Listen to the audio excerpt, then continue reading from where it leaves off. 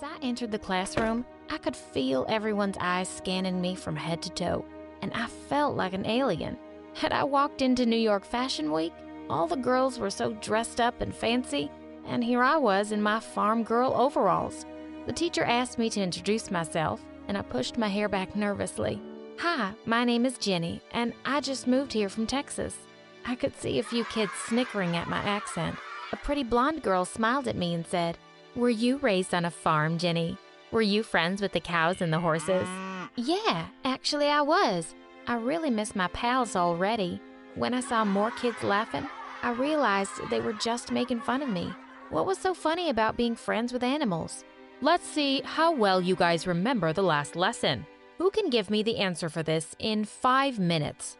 As everyone frantically scribbled away on their notebooks, I raised my hand after 30 seconds.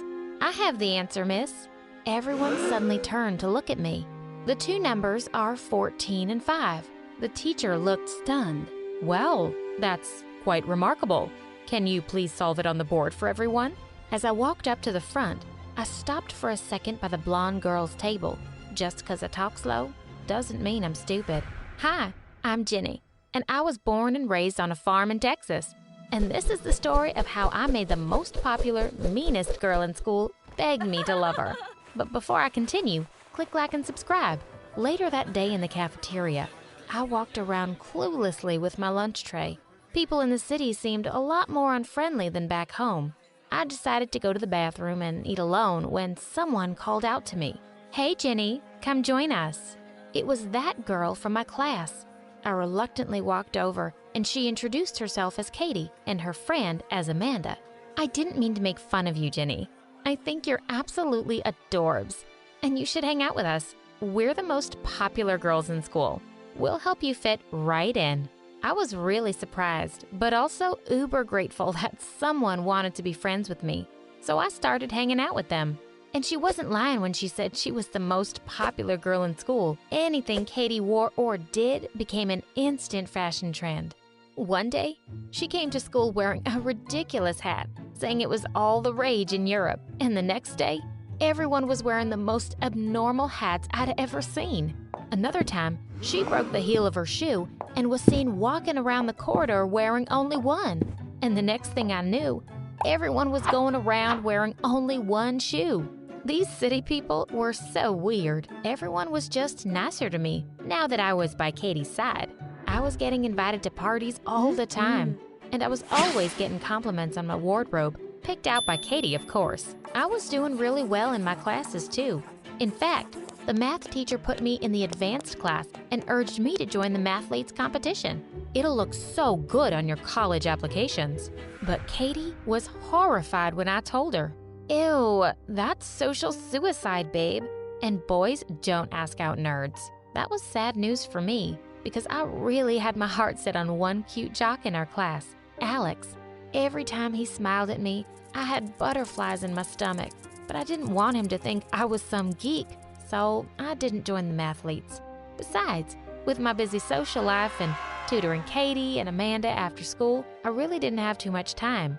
One afternoon, the two were over at my place and I'd gone downstairs to grab some snacks. When I came back, I heard them saying something that made me stop in my tracks. "Ugh, Katie, how long do we have to hang out with this loser?" "Shut up, Amanda. She's practically doing all of our math assignments right now. Do you want to fail math again? My dad will kill me if I do. We need the lame farm girl." Furious, I flung open the door to my room. I'd rather be a lame farm girl any day than a two-faced, backstabbing city witch. Get out of my room before I kick your skinny little butt. Jenny, come on. We were just kidding. Get out, now. I took all the clothes and shoes she'd picked out for me and dumped them in a large garbage bag. I was so stupid for trying to fit in and being like her. Just then, I noticed that something was missing from my shelf. Oh, no. Feeling panic, I looked for it everywhere. In my drawers, under my pillow, under the bed. I turned my whole room upside down and I couldn't find it. Oh my God, this was the worst thing that could have happened to me. Katie had stolen my diary. I was sweating bullets thinking about what she'd do with it. Just then, I got a message from her with a picture from my diary. I lost my heart to a city lad's smiles. Alex, your blue eyes are so divine. You look at me and give me butterflies, send me shooting straight to cloud 9. Let's meet tomorrow for lunch as usual. Shall we? This girl was pure evil. The next day when I met her and Amanda at lunch, I really wanted to throw my tray at her smug face. Katie, I want my diary back. Babe, of course I'll give it back. You just have to do one little thing for me. I want you to steal the final math exam. My jaw dropped open. Are you crazy? I won't do that. Her face looked really menacing.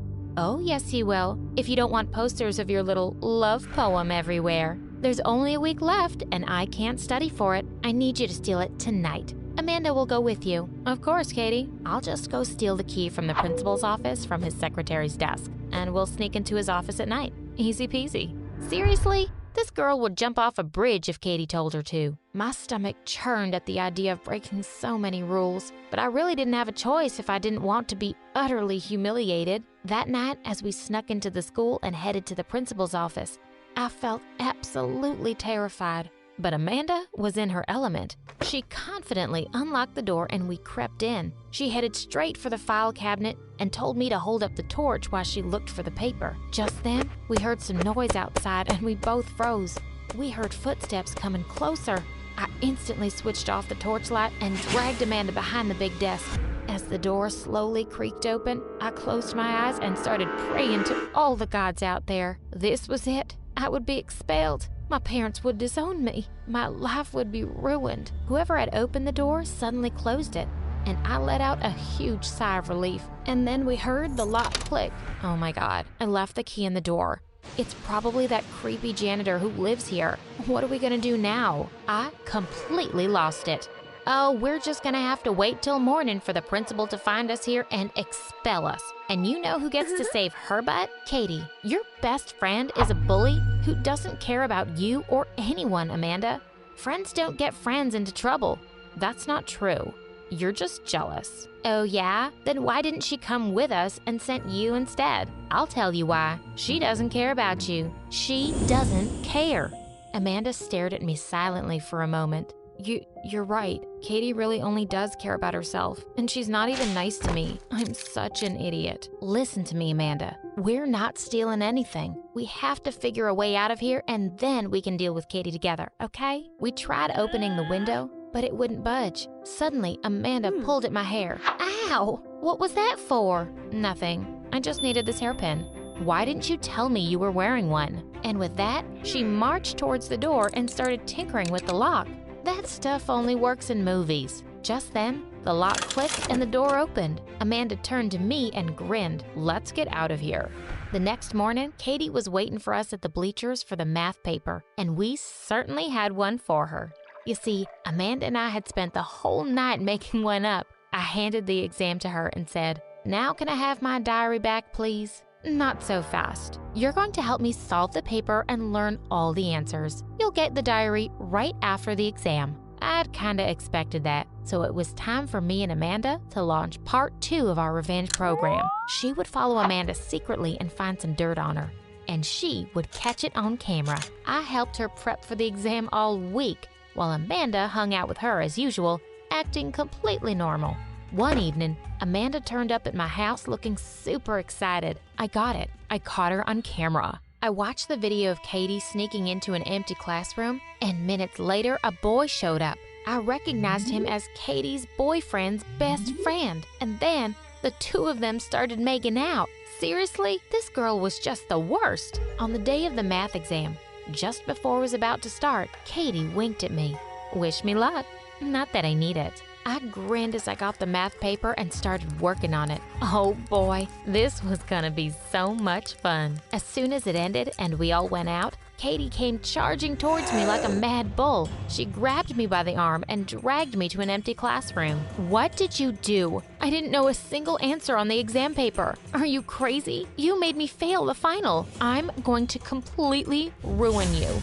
Not if we ruin you first. We turned around to see Amanda walk in. "What are you talking about, stupid? This is your fault too. You couldn't even steal the right exam." "Oh, yes, I could. I just didn't. And this is what I'm talking about." And she thrust her phone in Katie's hands and played the video. Katie's eyes went wide in horror as she watched herself. Amanda quickly snatched the phone from her before she could smash it into a wall. "Give my diary back, Katie, or this video is going to be making all the social media rounds in no time, and everyone will know you're a cheater." Katie screamed in frustration and took the diary out of her bag and threw it at me. "Also, you just lost the only real friend you had. Being pretty or fashionable means nothing if you're a jerk on the inside. You're always going to end up alone." And with that, I put an arm through Amanda's and we walked out of the classroom. I decided I was done trying to be anyone but me. I joined the mathletes and actually won the competition for the school for the first time in years. And I'm friends with all the math nerds now. We're a pretty cool bunch. Oh, and on Valentine's Day, I wrote my lame love poem to Alex on a card and asked him out. We've been dating for 2 months now.